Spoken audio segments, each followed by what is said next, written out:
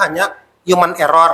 Maklum harus Anda pahami, orang kerja dari jam 7 pagi sampai subuh besoknya itu yang melihat angka turus-turus kalau kita bilang yang gitu. Yang 5 ada yang coret, nanti ditulisnya jadi 6. Itu ininya tidak berubah, tapi jumlahnya saja. Yang 7 turus-turusnya gitu kan, ditulis 6. Jadi itu hal-hal yang memang masih bisa ditoleransi karena itu sifatnya bukan merubah angka di sini, tapi hanya pencatatannya. Artinya tidak ada maksud, tetapi betul, human error. Dan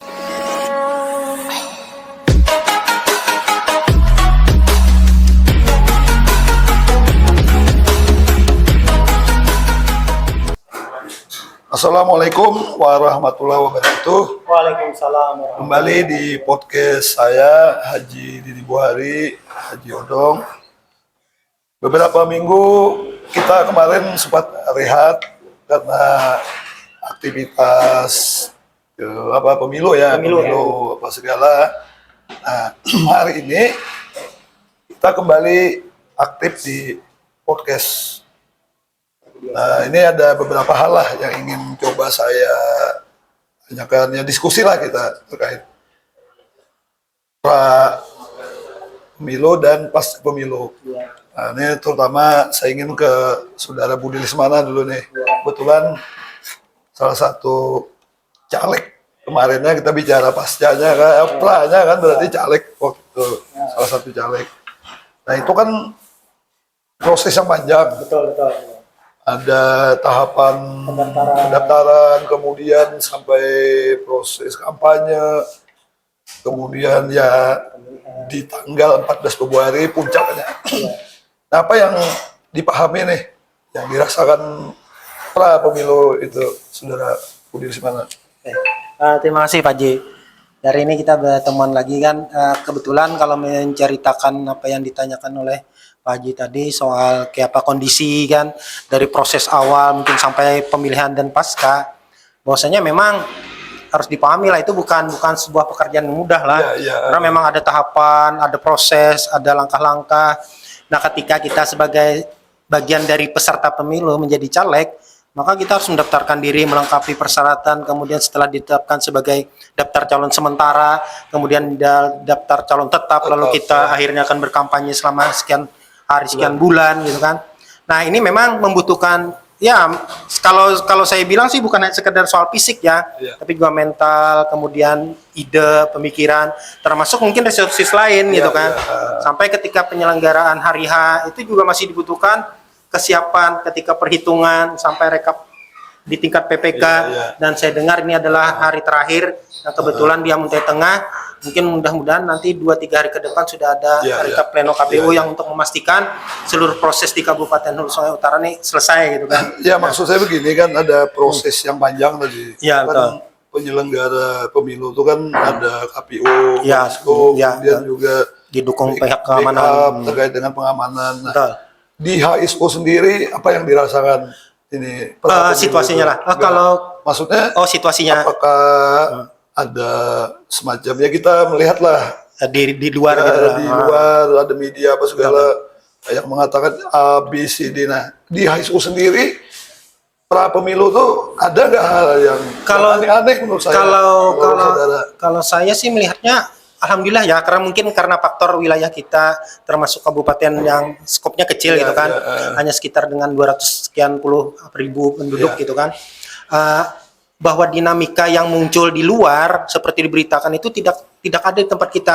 Bahwa memang kalau intensitas pilihan publik ini lebih tersorot ketika bicara soal Pilpres misalnya, itu yang mengkristal soal nama 01, 02 kan, artinya karena memang basicnya apa istilahnya mungkin sosial kulturnya memandang bahwa keagamaan di HSU kan ini lebih identik, tapi itu bukan menimbulkan persoalan dalam konteks publik sebagai konflik berketerusan ya, tapi soal jok-jok dan ya bahasa komunikasi sosial yang mendorong masyarakat lebih intens akhirnya membicarakan itu.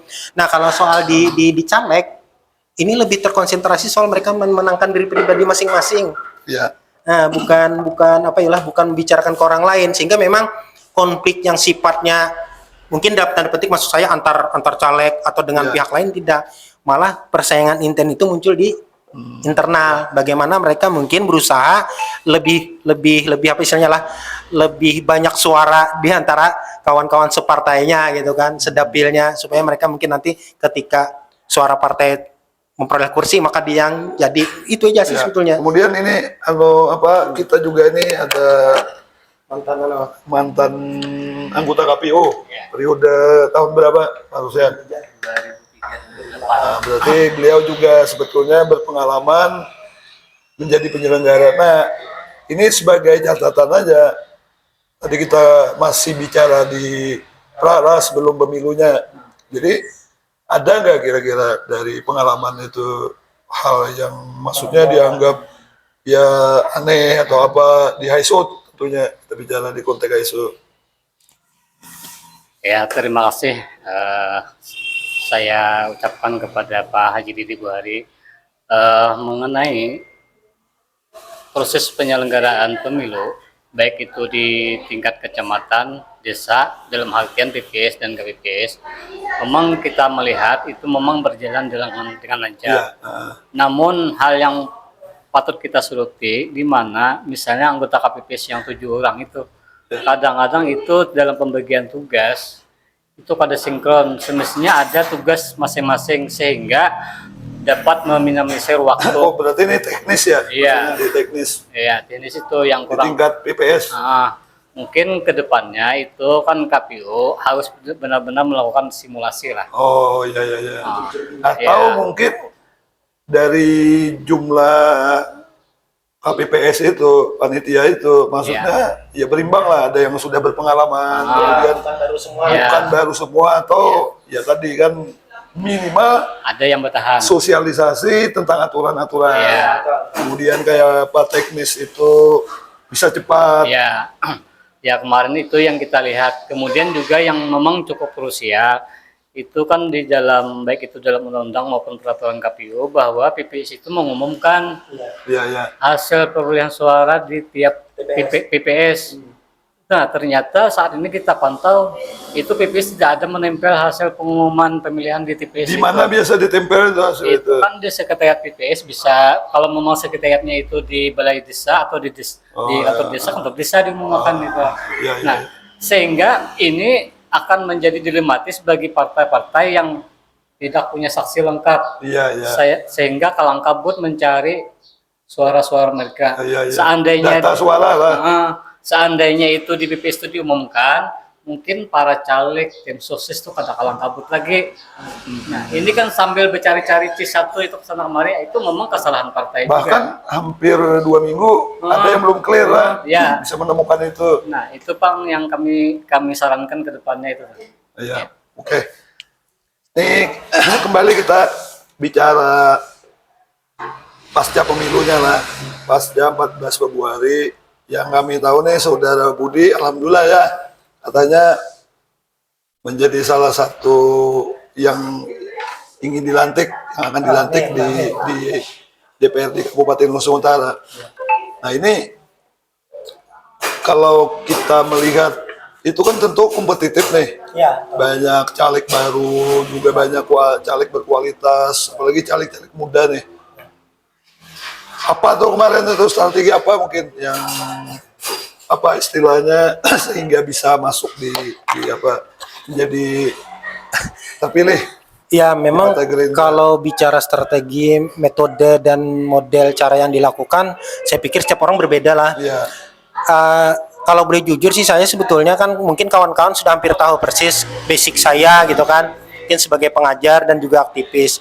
Bisa jadi itu salah satu modal sosial yang mendukung, yang mempermudah saya masuk ke berlingkungan masyarakat lah dari semua strata, sehingga memang lebih mudah memperkenalkan diri. Karena memang kerja-kerja sosial yang selama ini tuh cukup intens dilakukan, termasuk dengan podcast-podcast kita kan, sehingga orang melihat bahwa latar belakang saya, kemudian aktivitas itu juga menjadi nilai positif gitulah bagi pengenalan diri dan kemudian menjadi ketertarikan orang untuk memilih kita.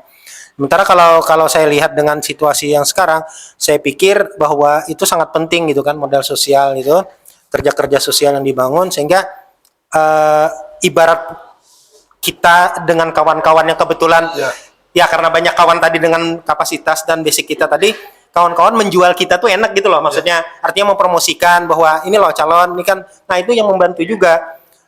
Karena orang jadi terukur bahwa aktivitas yang dilakukan selama ini sudah bisa dilihat orang secara tidak langsung di lingkungan masyarakat. Iya, Jadi kawan-kawan yang membantu bekerja tuh rupanya bercerita juga, kami ini ya ibarat menawarkan orang yang secara kompetensi layak dijual gitu loh, maksudnya. Alhamdulillah kata saya kan Kemudian, itu. kemudian nih juga kita melihat media elektronik, televisi dan lain-lain Ya, lah, ya. masuk di media sosial, banyaklah isu-isu tentang kecurangan, ya terutama di ini ya, yang dibicarakan itu di tingkat pemilihan presiden, wakil presiden Betul. Republik Indonesia. Nah, menurut pemahaman saudara, terjadi nggak itu apa yang di framing nggak atau yang diberitakan itulah, diberitakan itu di HSO? Kalau Menurut sepengamatan saya dari proses pasca lah setelah Ya, pemilihan, di karena ISO, itu kan di di ISO ISO, kan maksudnya, dalam konteks karena ya ISO. betul, karena memang yang muncul kan soal rekapitulasi dan segala macam. Kalau saya lihat mekanisme yang dibangun KPU itu sebetulnya bagus, karena setelah selesai perhitungan di tingkat KPPS, di TPS, itu berita acara diolah, ditandatangani, dan itu di-scan Ya, untuk karena dijadikan kenapa file. saya tanyakan? Karena saudara kan sebetulnya pelaku kan. Betul, pemain yang ikut Ya, terlibat, ya, sehingga ikut memang dia terlibat. memantau itu, ya. Pasti juga menjaga suara Betul. pribadi, Betul. kemudian Suara partai. menghormati partai, Betul. suara partai, dan Ya. termasuk di mana partainya berkoalisi kan. Betul. Itu gimana tuh? Iya memang, makanya kalau misalnya ada yang menyatakan bahwa ada kecurangan penggelembungan, saya pikir sangat sulit ya ditemukan proses yang memungkinkan bahwa itu terjadi. Karena apa? Karena setelah selesai itu semua didokumentasi. Iya. Setelah dicatat, bahasanya dibuatkan berita acaranya, itu dipoto, di-scan menjadi file, dan itu dikirim. Nah kemudian bagi saksi yang memang ada diberikan salinannya. Nah kalau misalnya tiba-tiba dalam rekapitulasi KPU ada penggelembungan, Iya. saya pikir tuh aneh, karena basis dan K-nya itu ada di dalam situ Iya. juga, di dalam aplikasi, sehingga yang memainkan itu adalah orang yang mengganti atau mengedit-edit di totalannya saja gitu kan, sementara di faktanya itu malah tidak mungkin bisa dirubah. Termasuk contoh ketika kawan-kawan rekapitulasi di tingkat kecamatan, Pak Jila sebagai informasi, Iya. itu yang dibuka kotak, dibukalah plano yang turus-turus Iya. untuk dihitung ulang Dokumen itu tadi, sehingga untuk mengecek apa istilahnya berita acaranya sesuai tidak, dan itu memang betul Dan clear, disaksikan semua partai dan saksi. Makanya ada misalnya tiba-tiba kalau dianggap itu penggelembungan, itu bukan, itu hanya human error. Maklum harus Anda pahami, orang kerja dari jam 7 pagi sampai subuh besoknya itu yang melihat angka turus-turus, kalau kita bilang yang itu, yang 5 ada yang coret, nanti ditulisnya jadi 6. Itu ininya tidak berubah, tapi jumlahnya saja. Yang 7 turus-turusnya gitu kan, ditulis 6. Jadi itu hal-hal yang memang masih bisa ditoleransi, karena itu sifatnya bukan merubah angka di sini, tapi hanya pencatatannya. Artinya tidak ada maksud, tetapi Betul, human error. Dan itu salah. tadi yang disampaikan oleh kawan kita Pak Sehan tadi, bahwa ini karena memang mungkin si petugas belum berpengalaman, karena dia baru. Apalagi misalnya mekanisme kerjanya yang seperti itu full 24 jam, sehingga butuh orang-orang yang memang secara fisik kemudian kemampuan siap. Jadi kita tidak bolehlah mengabaikan keberadaan kerja-kerja mereka. Mereka sudah berjuang betul-betul, sehingga ketika ada hal yang sifatnya administratif tadi, bukan lalu dianggap itu kecurangan loh. Yang kerja banyak orang. Jadi kita tidak boleh menganggap mereka tidak jujur segala macam. Saya mengapresiasi itu karena saya melihat sendiri bagaimana mereka ketika melakukan perhitungan luar biasa, apalagi cewek-cewek gitu, ibu-ibu yang bekerja, wah luar biasa. Jadi memang agak sulit bagi saya menerima kalau misalnya ada hal yang sifatnya penggelembungan dan manipulasi Kemudian, seperti itu. Kembali nih ke Pak Rosihan nih. Ini kan HSO kan banyak konon caleg-caleg yang tidak terprediksi lah, maksudnya tidak teranalisa oleh politisi, oleh publik, akhirnya berkembang, ikut, dan akhirnya menghasilkan suara yang signifikan dan lantaran jadi DPR. Itu fenomena apa kira-kira itu, sehingga ini kan ada hal yang aneh nih. Nah, maksudnya artinya sudut pandang aja. Terima kasih ya. Kalau kita mengamati fenomena yang terjadi, mungkin ada beberapa eh, caleg yang istilah formula lah. Iya. Namun dalam prosesnya ternyata mereka memang signifikan memperoleh suara, Iya. bahkan kemungkinan duduk nih. Ya. Nah, mungkin mereka itu memang memang kalau pengalaman sendiri ya nggak ada. Cuman mungkin dia merekrut tim sukses itu yang mungkin iya, mempengaruhi itu kan. Mungkin karena Fiktif lah ya, bekerja di lapangan. ya itu yang kita lihat selama ini kan. Betul. Walaupun dalam prosesnya tuh belum berpengalaman banget itu nah kemudian kalau kita bicara DPR, Iya. kita berharap dengan adanya wajah-wajah baru kan dari 30 itu mungkin ya sekitar 10 orang 10 lah. orang. Nah, 33% lah. ya kita berharap dengan wajah-wajah baru tersebut bisa menjadi pewarna lah. Iya. Ya, bukan berarti kita mengabaikan yang lama itu, bukan. Ya. Tapi harapan kita fungsi-fungsinya itu lebih Check and balance terhadap pemerintah. ya lebih dominan lah nanti kelihatan itu. Misalnya kan fungsi legislasi, anggaran dan pengawasan itu. Jadi memang yang baru-baru ini mudah-mudahan nantinya dapat dirasakan kinerjanya oleh masyarakat. Khususnya dalam menyerap aspirasi, kemudian perubahan dalam APBD itu. Sejauh mana APBD itu keberpihakan kepada masyarakat ya, melalui wakil-wakil yang baru ini. Tapi bukan menafikan wakil yang lama itu. Ini berarti catatan publik melalui Pak Rusihan kan? Iya, iya. Siap kan mengawasi juga? Iya, siap. Kemudian ini terakhir nih. Apa yang ingin disampaikan Saudara Budi nih setelah berproses dan kemudian terpilih dan akan dilantik nantinya di DPRD Kabupaten Nusantara, apa yang ingin disampaikan ke masyarakat? Oh, siap. Yang pertama tentu saya mengucapkan terima kasih kepada publik ya, masyarakat yang sudah mendukung saya, khususnya di Dapil 1, Kecamatan Banjang, MT Tengah. Artinya bahwa amanah, kemudian dukungan sampean itu artinya memberikan motivasi, support bagi Ulun ke depan untuk bisa lebih mengerjakan tugas-tugas kemasyarakatan Ulun gitu kan, yang selama ini berada di luar mekanisme sistem. Sekarang Ulun masuk ke dalam mekanisme sistem. Mudah-mudahan seperti yang disampaikan oleh Pak Rosihan tadi soal fungsi yang ada di DPR, soal pengawasan, budgeting, kemudian tentang legislasi tadi bisa lebih maksimal dan itu lebih dapat mengayomi harapan aspirasi masyarakat tadi. Jadi bahasanya dulu kami dengan Pak Haji ini kan basicnya aktivis, di luar hanya memberi support, memberikan masukan. Nah sekarang setelah di dalam kita membuat keputusan itu untuk bisa lebih pro kepada masyarakat. Jadi APBD yang pro masyarakat, kebijakan yang pro masyarakat, dan lebih mengayomi upaya penyelenggaraan pemerintahan terkait dengan pembangunan pelayanan publik itu bujur-bujur untuk masyarakat. Berarti ini bukan janji politik tapi janji nurani kan? Oh iya pastilah, karena fungsi awal kita kan yang seperti itu ketika berproses sekarang kemudian di partai kemudian masuk ke dalam lembaga legislatif ya, artinya peran ini lebih diperkuat saja gitu, lebih luas lah untuk lebih memberikan dorongan gitu kan kepada pemerintah untuk menyelenggarakan pelayanan yang baik dan pembangunan yang baik bagi masyarakat. Mungkin itu Pak Haji. Terima kasih. Mungkin terima kasih Saudara Budi Lesmana, Pak Rosihan sudah bisa hadir dan dipakai saya. Kemudian kita memberikan ya sedikit lah pemahaman, informasi kepada publik. Juga ini menjadi dokumen digital lah. Apa yang kita sudah sampaikan. Terima kasih perhatian. Assalamualaikum warahmatullahi wabarakatuh. Waalaikumsalam.